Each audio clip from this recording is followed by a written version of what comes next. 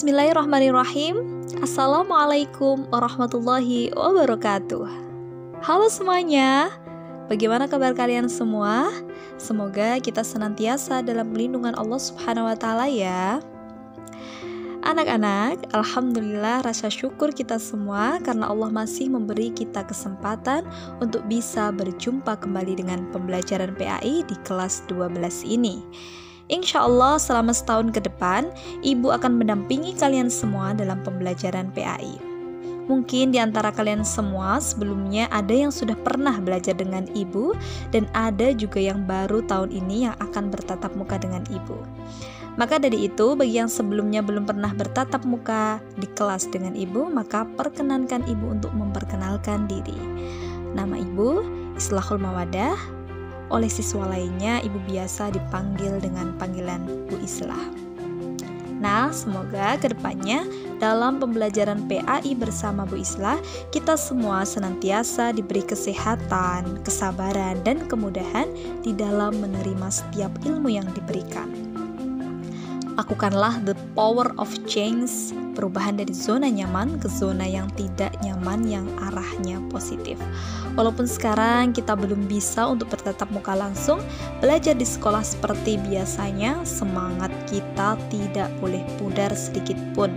Niatkan semua aktivitas kita hanya untuk beribadah kepada Allah Subhanahu wa Ta'ala, termasuk dalam hal menuntut ilmu ini. Nah, baik anak-anak, sebelum kita memasuki materi pembelajaran PAI, Ibu akan menjelaskan secara singkat materi apa saja yang akan kita pelajari pada bab ini. Materi PAI yang akan kita pelajari pada bab 1 ini adalah materi tentang menganalisis Quran Surah Ali Imran ayat 190 sampai 191 dan Quran Surah Ali Imran ayat 159 serta hadis tentang berpikir kritis dan bersikap demokratis. Nah, melalui kegiatan pembelajaran ini nantinya diharapkan kalian semua dapat menganalisis serta mengevaluasi makna dari Quran Surah Ali Imran ayat 190 sampai 191 dan Quran Surah Ali Imran ayat 159 serta hadis tentang berpikir kritis dan bersikap demokratis. Nah, anak-anak, coba perhatikan tayangan berikut ini. Pernahkah kalian memperhatikan unta? Salah satu fakta tentang unta yang masih menjadi misteri adalah kemampuannya untuk bertahan hidup di padang pasir yang panas, tanpa air dan dalam waktu yang lama, hingga sekitar 1,5 bulan. Dan ternyata fakta ini telah lama menjadi misteri yang membingungkan para ilmuwan, yang pada akhirnya para pakar fisiologi dan biologi telah menemukan jawaban dari misteri tersebut. Nah, kira-kira apa sih jawabannya? Jawabannya adalah unta ternyata memiliki kemampuan untuk memproduksi air dari lemak yang terdapat dalam punuknya melalui proses kimiawi. Unta mampu menyimpan lemak di punuknya sekitar 120 kg. Nah, adanya jumlah cadangan lemak sebanyak ini, unta mampu bertahan hidup tanpa air selama 1,5 bulan. Subhanallah. Nah, anak-anak, ternyata fenomena di atas sudah ada di dalam Al-Quran dalam surah Al-Ghasyiyah ayat 17 yang artinya, apakah mereka tidak memperhatikan bagaimana unta diciptakan? Kalau kita cermati lebih dalam lagi pada Quran Surah Al-Ghasyiyah ayat 17 ini, di dalamnya mengajak kita semuanya untuk berpikir secara kritis. Begitu juga Quran Surah Ali Imran ayat 190 sampai 191 yang membuat informasi terkait dengan penciptaan alam yang menantang para pembacanya untuk merenungkan informasi ilahi tersebut. Nah, mari kita simak dan kita baca bersama Quran Surah Ali Imran ayat 190 sampai 191.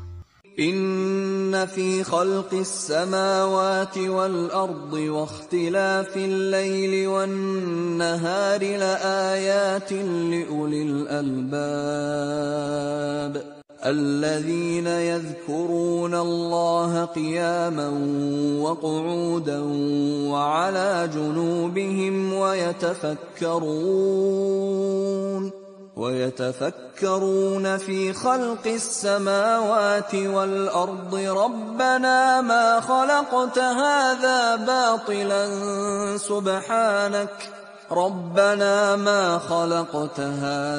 باطلا سبحانك فقنا عذاب النار. Nah, baik anak-anak, setelah kita membaca bersama-sama Quran Surah Ali Imran ayat 190-191, maka Ibu akan menjelaskan poin-poin kandungan dari ayat tersebut. Poin pertama yaitu mengapa kata langit atau as-samawat dengan jamak dan kata bumi al-ard dengan tunggal.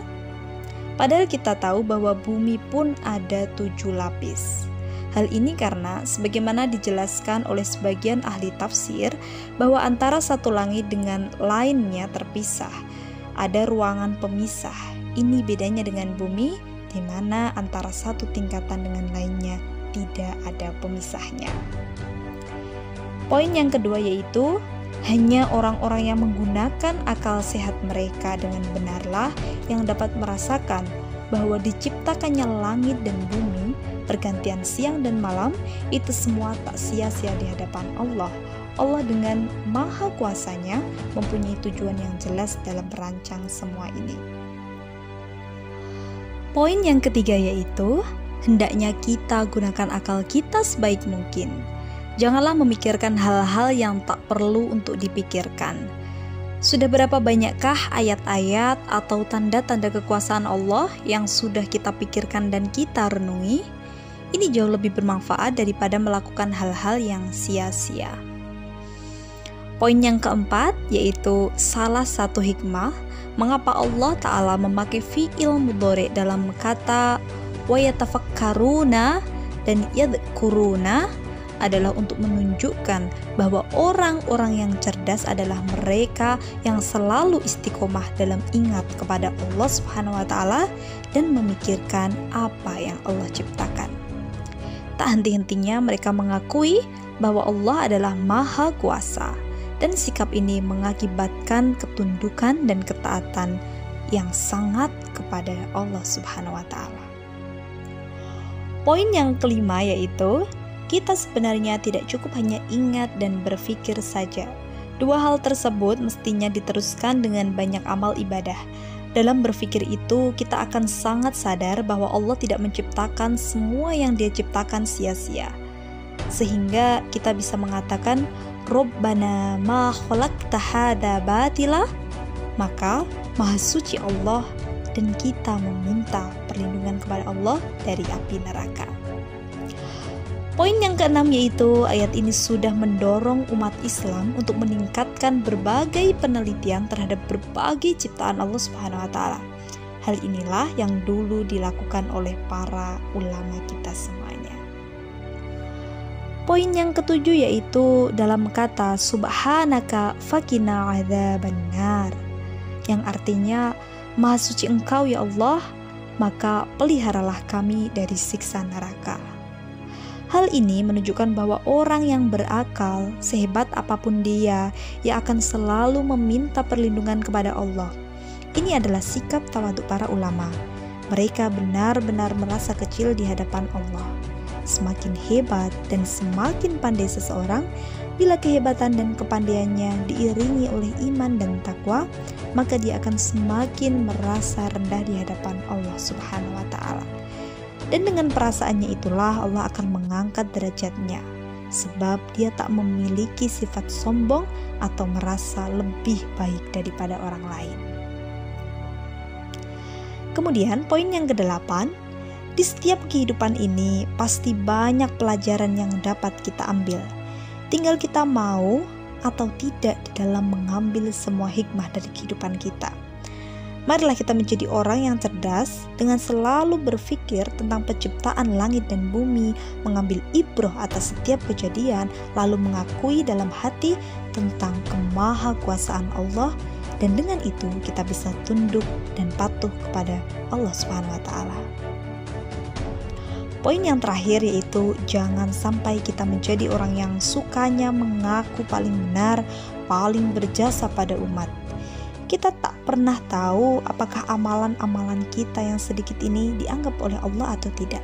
Maka dari itu, janganlah merasa aman dan merasa banyak melakukan amalan. Yang harus kita lakukan adalah selalu memohon keikhlasan kepada Allah agar amalan-amalan yang kita lakukan ini diterima olehnya dan bermanfaat bagi kita di dunia dan di akhirat nanti. Baik anak-anak, dari ayat yang sudah kita pelajari dan sudah kita baca bersama-sama tadi, pada intinya ayat ini menjelaskan ciri khas orang yang berakal, yaitu mereka yang apabila memperhatikan sesuatu, maka mereka selalu akan memperoleh manfaat dan terinspirasi oleh tanda-tanda kebesaran Allah Subhanahu wa Ta'ala. Mereka selalu ingat Allah Subhanahu wa Ta'ala dalam segala keadaan, baik waktu berdiri, duduk, maupun berbaring. Setiap waktunya diisi untuk memikirkan keajaiban-keajaiban yang terdapat dalam penciptaannya yang menggambarkan kesempurnaannya. Penciptaan langit dan bumi serta pergantian siang dan malam benar-benar merupakan masalah yang sangat rumit dan sangat kompleks. Baik anak-anak, cukup sekian pembelajaran pada pertemuan kali ini.